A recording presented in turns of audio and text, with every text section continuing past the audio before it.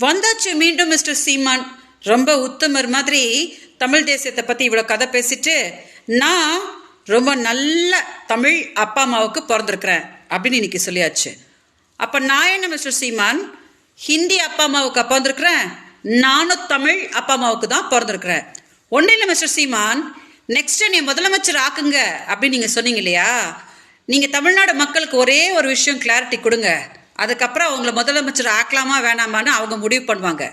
போன வருஷம் மார்ச்லேருந்து ஆகஸ்ட் வரைக்கும் நீங்கள் என்னோட வங்கியில் 50,000 ரூபாய் போட்டுட்டு, இது கைலிலிக்கு தெரியக்கூடாது, நாம் தமிழ் கட்சிக்கு தெரியக்கூடாது, மீடியாவுக்கு தெரியக்கூடாது, தமிழ்நாட்டில் யாருக்குமே தெரியக்கூடாது அப்படின்னு என்கிட்ட சத்தியம் வாங்கிட்டு, அதுக்கப்புறம் ராவு பகலுமா என்கிட்ட வீடியோஸ் வாங்கினு என்னை டார்ச்சர் பண்ணிங்களே, அதெல்லாம் தாங்க முடியாமல் தானே நான் வந்து வழக்கு கொடுத்தேன்.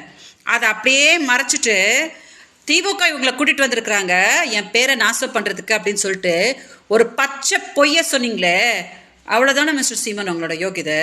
ஜஸ்ட் 5,000 ரூபாய்க்கு உங்ககிட்ட வீட்டு வேலைக்கு வந்து சேர்ந்த மதுரை செல்வம் எனக்கு 1 கோடி கொடுத்துருக்குறானாம். அதெல்லாம் என்னென்னு சால்வ் பண்ணுற யோகிதை உங்களுக்கு இது வரைக்கும் இருந்திருக்குதா? ஏதோ வாபஸ் கொடுத்துட்டு போயிட்டாப்பா அப்படின்னு சொல்லிட்டு உங்கள் பொண்டாட்டி முன்னாடி வந்து பழகிறதுக்கு இவ தான் கிடச்சாலா அப்படின்னு என் பொண்டாட்டி கேட்டா அப்படின்னு கெக்க அப்படின்னீங்களே, அவ்வளோதானே அவங்களோட யோகிதை. இதெல்லாம் பார்த்ததுக்கு அப்புறமா அவங்கள வந்து முதலமைச்சர் ஆக்க போகிறாங்க. ஒன்றும் இல்லை மிஸ்டர் சீமான், உங்களுக்கு முதல்ல உண்மை பேசுகிற யோகியதையே கிடையாது. உங்களை மாதிரி துரோகிங்க கையிலெல்லாம் தமிழ்நாடு என்னைக்கும் சிக்காது.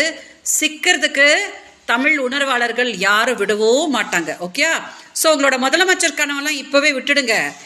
என்னோட கண்ணீர் விட பேரலிசிஸ் ஆன எங்கள் அக்காவோட கண்ணீர் இருக்கு பாருங்க, அது என்னைக்கும் உங்களை வந்து சும்மா விடாது. ஓகே, தயவு செஞ்சு தமிழ்நாடு மீடியா இந்த வீடியோவையும் கொஞ்சம் டெலிகாஸ்ட் பண்ணுங்க.